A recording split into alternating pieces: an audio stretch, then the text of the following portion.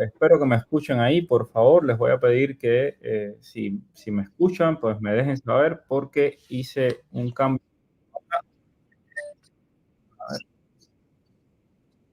A ver, ahora sí. Entonces, bueno, un caso que de esos casos que todos ustedes quieren saber, de uno de esos casos que ustedes están bien pendientes. Me da muchísimo gusto darle la bienvenida aquí a mis espacios en las redes sociales, tanto al abogado Ismael Labrador como a Ernesto. Ernesto es un cubano que acaba de ganar una residencia permanente bajo la I-220A. Así que creo que hay mucha gente que van a estar interesada en este tipo de casos. Bueno, gracias a todos los que se van por ahí uniendo. Gracias también a los que ya están diciendo que efectivamente que sí, que logran escucharme bien. Así que, bueno, nada. Bienvenidos todos. Bienvenido, estimado Ernesto. Bienvenido, Ismael. ¿Quién quiere comenzar, Ismael o Ernesto? No, bueno, que hable Ernesto. Ernesto, a ver, primero cuéntanos cómo entraste a Estados Unidos y cómo fue este proceso para conseguir la residencia permanente bajo la I-220A. Bueno, entré a Estados Unidos en el 2021. En el 2021 entré por frontera, como todos hemos entrado. Ahí me otorgaron el I-220A y tomé el riesgo de no aplicar a nada. Ok. Tomé el riesgo de no aplicar a nada. Me veo bien porque no sé. sé. Sí, te ves bien, te ves bien. Solo que te puse a ti en pantalla para que todo el mundo te vea a ti. Ah, ya, ok. Tomé el riesgo de no aplicar a nada, no apliqué asilo, no apliqué a nada. Solamente tuve un buen comportamiento, que es lo importante, y fue en que en algún momento iba a encontrar con el abogado correcto. Ok. Y bueno, ahí estuve y apliqué a los 2 años. 2 años de estar acá. Okay. Exactamente como en mayo, cuando contacté a los abogados de Gallardo. Y bueno, gracias a ellos hoy soy residente americano. Abogado, explíquenos un poco este caso porque definitivamente nos alegramos muchísimo por Ernesto y yo lo felicité, le dije genial, pero también muchos otros con I-220A se preguntarán, bueno, ¿y mi caso va a ser igual? Bueno, el caso de Ernesto es un caso clásico de una persona con I-220A sin fecha de corte, que se hizo la aplicación, se logró la residencia en 3 meses o algo, bien rápido. Nunca enviaron una solicitud de evidencia, un request for evidence. Y bueno, lo interesante es que es la rapidez con la que se procesó. Ahora, el caso de Ernesto y el trabajo que hicimos con Ernesto es el mismo que hacemos siempre, que es el que dejamos saber. Las personas que tienen I-220A tienen un parol en la mano técnicamente bajo el argumento de Jennings de la Corte Suprema.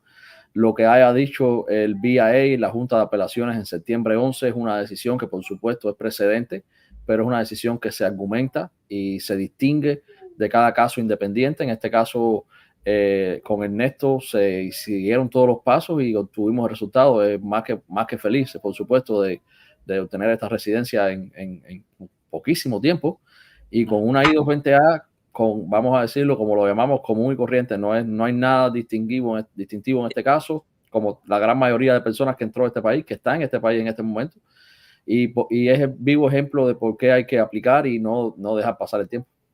Ernesto, cuéntanos cómo esta residencia puede cambiar tu vida. Sí, para mí sería un cambio total.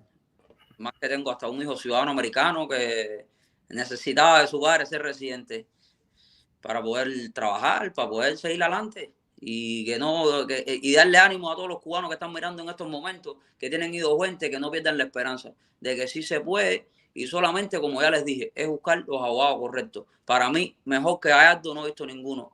Apliqué, hice huella en octubre, en agosto. No, en octubre, perdón. Hice huella en octubre, noviembre, diciembre, 2 meses me llegó la residencia. La aprobación de la residencia. Eso es algo increíble. Sí, definitivamente es una gran dicha para ti también, como bien me dijiste, ¿no? Cuando te dije, oye, eres un hombre con mucha suerte, me dijiste, ¿no? Y con unos buenos abogados. Y claro, por supuesto, también para los abogados, ¿no? Sí, es que ellos se llevan mérito. Aparte de la suerte, es mérito, sinceramente, porque prepararon un buen paquete, me pidieron unos buenos documentos y, ¿sabes? Siempre tuve fe, siempre confié en ellos. No lo dudé nunca, a pesar de que vivo en Kentucky. Ah, ¿tú vives en Kentucky? Wow.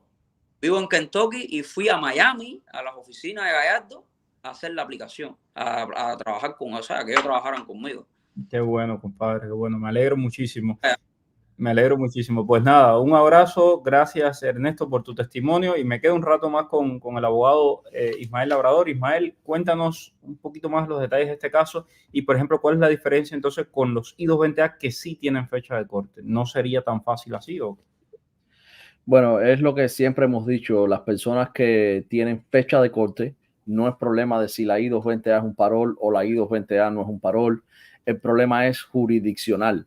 Las personas que tienen corte no pueden enviar la aplicación de residencia a UCIS porque el juez de inmigración es el único que puede otorgarle la residencia. Y desafortunadamente, las personas que sí están frente al juez, los jueces sí están obligados con el precedente del BIA, de la Junta. Vamos a volver a recalcar, los oficiales de asilo y de UCIS también tienen precedente y están obligados a seguir este precedente, pero como siempre hemos dicho, hay una discreción en los oficiales de inmigración de los Estados Unidos. Ellos tienen una discreción de otorgar ciertos remedios. Si nosotros presentamos la ley, presentamos el argumento y sencillamente convencemos al oficial, entonces obtenemos el resultado, que es lo que pasó. Ahora, estás en corte, tienes que convencer al juez. El juez es más difícil, los jueces son más estrictos, van más por el manual de procedimiento de la Corte de Inmigración y son cosas que eventualmente nos van a poner un poco más de trabas en el camino. Pero siempre hemos dicho, si tú no tienes corte y tú eres una persona que estás ya con más de un año en los Estados Unidos, aplica la ley de ajuste cubano, porque es algo importantísimo. Estuve viendo, disculpa que estaba viendo unos comentarios aquí y había una persona que decía, pero no es que habían dicho que para poder aplicar a la ley de ajuste cubano había que aplicar al asilo también. No, nosotros nunca hemos dicho esto aquí. Este señor no aplicó al asilo, eso fue una decisión independiente, pero tú no tienes que aplicar asilo para aplicar al ajuste. Son dos cosas totalmente diferentes. Pero, y eso lo hemos dicho también muchas veces, si usted tiene la I-220A y tiene corte, claro que le recomendamos que a usted haga su asilo, porque es la manera en que se va a poder ajustar y en la que va a poder regularizar su estatus en este país. Entonces, ojo con eso. Exacto. No, inclusive si no tienes corte también debes aplicar al asilo, porque es lo que te va a dar una protección en los Estados Unidos. Pero si las personas deciden no hacerlo porque por cualquier razón, eso es un punto válido, algo que hay que respetar, y no significa que si no aplicas no vas a coger la ley de ajuste cubano, no vas a poder obtener la residencia. Exacto, es que son dos cosas diferentes y me alegra que el abogado lo explique y lo deje muy claro. O sea, la ley de ajuste cubano es una ley que está especialmente enfocada para los cubanos, etcétera. Y el asilo es otra cosa. Si, por ejemplo, asilo aplica prácticamente todo el mundo. O sea, la ley de ajuste cubano es solamente si eres nacional cubano. Entonces, son dos cosas diferentes y son caminos. Siempre yo les digo, toquen todas las puertas, alguna se va a abrir y esa puerta que abre es la que usted va a utilizar. Abogado, ¿algo más antes de pasar a los comentarios? No, para nada. Sencillamente que estamos muy contentos y nada, uno siempre luchamos por tener la victoria y por tener la residencia para las personas, que eventualmente es el logro final. Claro. Y muy contento cuando el equipo de abogados de Gallardo lo tenemos. Claro que sí. Tengo aquí a Pedro, dice, buenas tardes, mi esposa y yo entramos como turistas, se nos venció la visa en octubre. ¿Puedo pedir un parol para trabajar? Pues mi madre tiene 90 años y está muy enferma. No, inclusive Pedro, corres el riesgo de cualquier trámite que hagas, buscarte un problema porque tú entraste con una visa, tú violaste las condiciones de tu visa y tú sencillamente viniste aquí a Estados Unidos a turismo, no a quedarte. Exacto. Tamara López, gracias mi vida por estar ahí siempre pendiente y de primera. Tengo por aquí a una cubana en Italia. Saludos desde Italia. Una pregunta. Soy residente en Italia, pero por trabajo cada 2 años debo renovar mis documentos. ¿Puedo participar en el parol siendo residente? Todo depende si esta residencia que tienes es temporal o permanente. Las residencias no importa que las tengas que renovar. Puede ser que la residencia en Estados Unidos, las residencias se renuevan cada 10 años y son residencias permanentes. Que la tengas que renovar no significa que sea temporal. Sencillamente el documento debe decir cuál es el estatus o la calidad de esta residencia. ¿Qué se sabe de las personas que se entregan y le dan I-212? No sé qué será eso. No, esto debe ser un documento totalmente diferente de procesamiento. No es cuestión de los documentos que generalmente sirven son la I-220A, el parol. La I-212 son documentos que te dan en el procesamiento, pero sencillamente son documentos protocolares. Abogado, si entré en el 2021, dice Luis Ángel Ramallo, y recibo un parol con fecha actual, ¿igual me aprueban la residencia? Sí, por supuesto que sí. Ok. Los 90 días de vencimiento del parol son a partir de que eres confirmado o del permiso de vuelo. A partir de que eres confirmado. Okay, no, discúlpame, de que tienes permiso de vuelo. Ok. Bueno, seguimos por aquí. Buenas tardes, Mario Abogado. La chica que hizo la aplicación de CBP One en México junto a mis padres se entregó. ¿Eso perjudicaría a mis padres? Me imagino que estás hablando del grupo de viaje que creas. De CBP One. No, esto no afecta nada. No tiene nada que ver.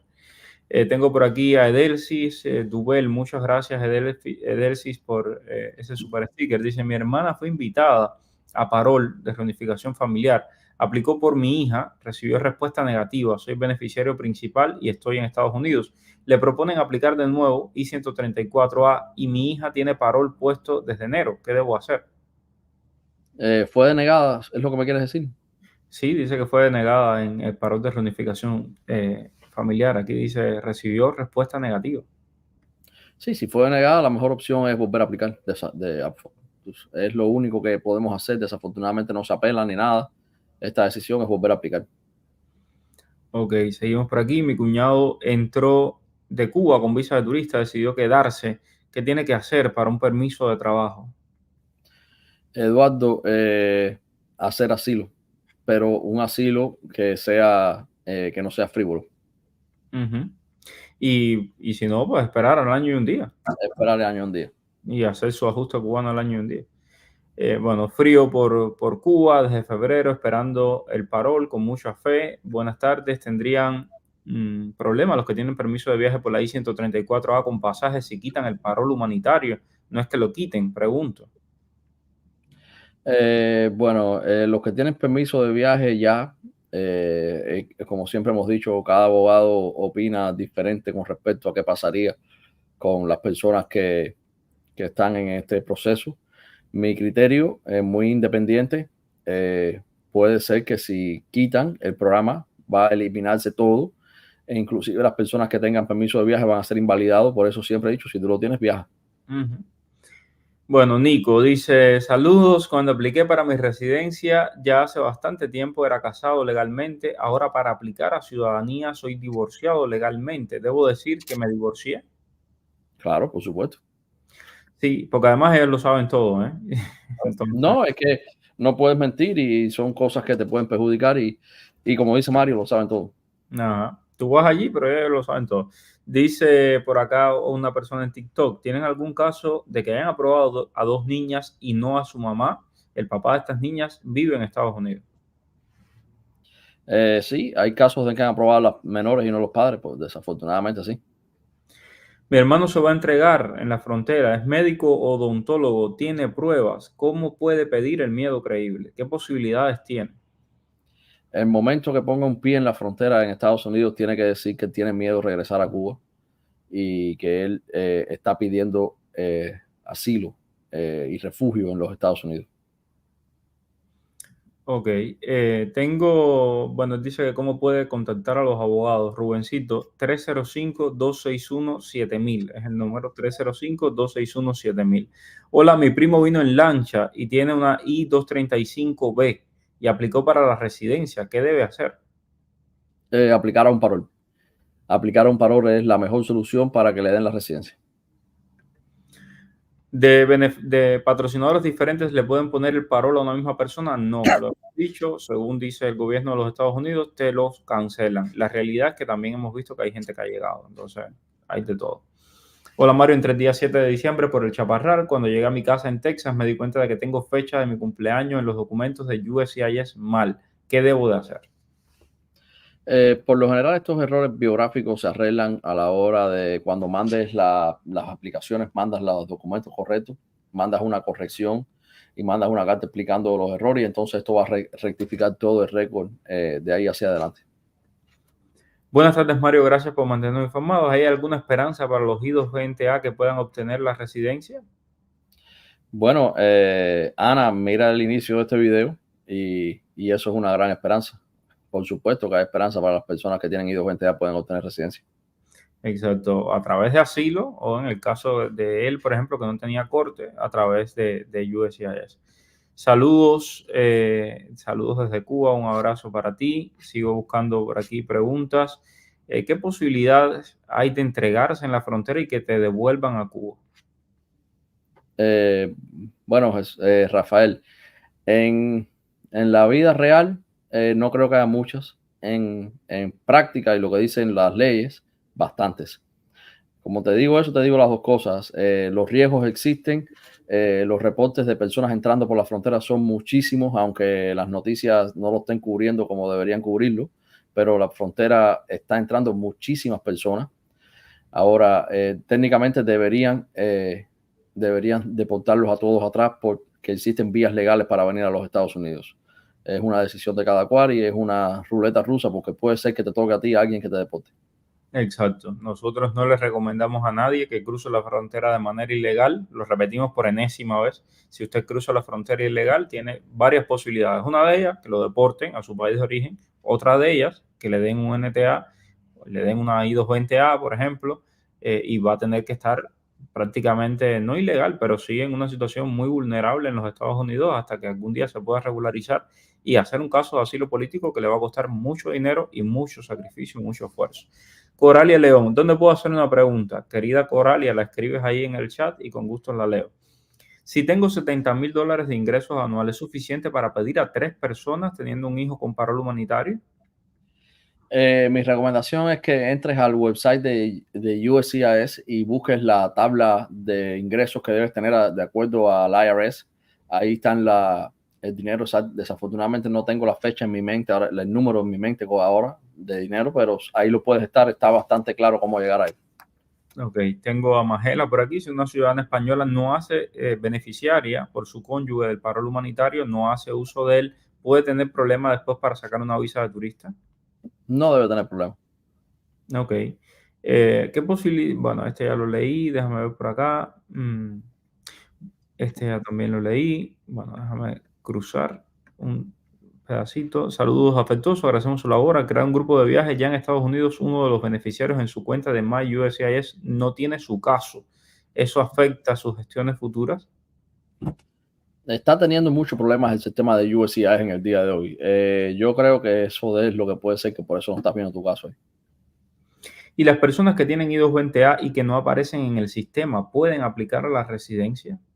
Claro, claro. Si no apareces en el sistema es que no tienes una fecha de corte todavía publicada. También te aconsejo que para que verifiques doble, llames al teléfono de la corte y ahí puedes poner tu número de alguien y te dice si tienes fecha de corte o no. Ok, perfecto. Coralia León, ya apliqué la residencia y luego ICE me abrió la corte. ¿Esto influye en que me aprueben la residencia? Claro, eso. Si te abrieron la corte, no te van a aprobar la residencia. Eventualmente te van a cerrar la residencia administrativamente o completamente porque por falta de jurisdicción. Tienes que entonces enfocar tus esfuerzos con la corte. Y si tienes un parol, hacer una moción para terminar esta corte. Bueno, tengo acá Carlos Rápidos que dice, para los I-220B, ¿tienen posibilidades de residencia? Por supuesto, y hemos tenido residencia para las personas con I-220B. Ahora, las personas que tienen I-220B no se la dan como los I-220A. Estas personas por lo general son personas que tienen orden de deportación anteriores, que perdieron casos de asilo, que perdieron miedos creíbles. Siempre hay que tratar de ver cuál fue el error en el camino. Primero que todo, quitar esta I-220B, eliminarla y después aplicar a la residencia. Pero sí hay formas, hay muchísimas formas. Sencillamente hay que ver los casos independientemente porque cada caso es independiente y cada persona tuvo un hecho diferente que fue el que le llevó a tener esta I-220B. Tal cual. Entró con parol de 60 días, después le dieron I-220A. la primera corte fue sin abogado y el juez le pidió que a la segunda lleve el número de confirmación que ICE le negó la residencia. ¿Puede ir sin abogado a la segunda corte? Yo no voy a recomendar nunca ir sin abogado, ni a la primera ni a la segunda. Tú tienes que ir a una corte con abogado. Ir a la corte no es un juego, es algo fundamental, que tú tienes que tener un abogado que te represente, que sepa las leyes de inmigración de Estados Unidos y que sepa qué y cómo defenderte y cómo mantener tus derechos. Estás jugando con una orden de deportación. Yo siempre te voy a aconsejar tener un abogado. Buenas tardes, yo entré en agosto del 2022 con mi esposo y mis 2 niñas pequeñas con I-220A. Di a luz acá en Estados Unidos, es decir, tienes una tercera hija, y aplicamos para un parol. ¿Qué posibilidad hay de que me puedan aprobar ese parol? Todo depende si tú hiciste los argumentos correctos y si sometiste la evidencia correcta a ICE para que te den el parol. Como siempre he dicho, yo he visto notarios que hacen un parol de una hoja. Eso no es una solicitud de parol. Cuando te digo nosotros, el paquete de parol de nosotros tiene más de 25 o 30 hojas. Depende de la evidencia, depende de los casos. Una solicitud de parol no es mandar una carta diciendo yo quiero un parol y tengo una hija residente. Hay que argumentar por qué tú te mereces este parol y espero que lo hayas hecho. Si lo hiciste bien, por supuesto que lo puedes obtener. Jennifer dice, me entregué en la frontera, miren, escuchen este caso, me entregué en la frontera, me dieron una I-220A y a los 5 días de estar en Estados Unidos me llegó el parol humanitario. ¿Qué puedo hacer? Jennifer, si te llegó el parol humanitario y no quieres aplicar a asilo, no lo hagas. Espera 1 año y 1 día y si eres cubana, cógete a la ley de ajuste cubano y obtienes la residencia. Aunque haya entrado por frontera ilegal y le han dado I-220A. Aunque haya entrado, si no tienes corte, no hay problema. Si no Ok. tienes corte, no tienes problema ninguno. Si en algún momento te ponen la corte, tienes que utilizar ese parol y hacer una moción para terminar y cerrar la corte. Okay, mira, buenísimo eso. Dice, buenas tardes, Mario Abogado. Apliqué para mi residencia hace 130 días, pero no adjunté mi examen médico junto con el paquete. ¿Tiene algún inconveniente esto? Un grandísimo. Uno de los requerimientos es probar que tú no tienes unas enfermedades transmittable diseases y otro tipo de enfermedades que tienes aquí que se consideran que eres inelegible para los Estados Unidos. Si no tienes este examen médico, te van a denegar la residencia. ¿Qué te aconsejo? Porque ya hace 130 días que la aplicaste, que te vayas y te hagas el examen médico y te busques un abogado que haga una solicitud por escrito, aceptando tardíamente este examen médico y mandando el paquete al lugar correcto. Rubencito, ¿cómo pedir un parol por beneficio público siendo universitario odontólogo? El beneficio público es un estándar bastante elevado.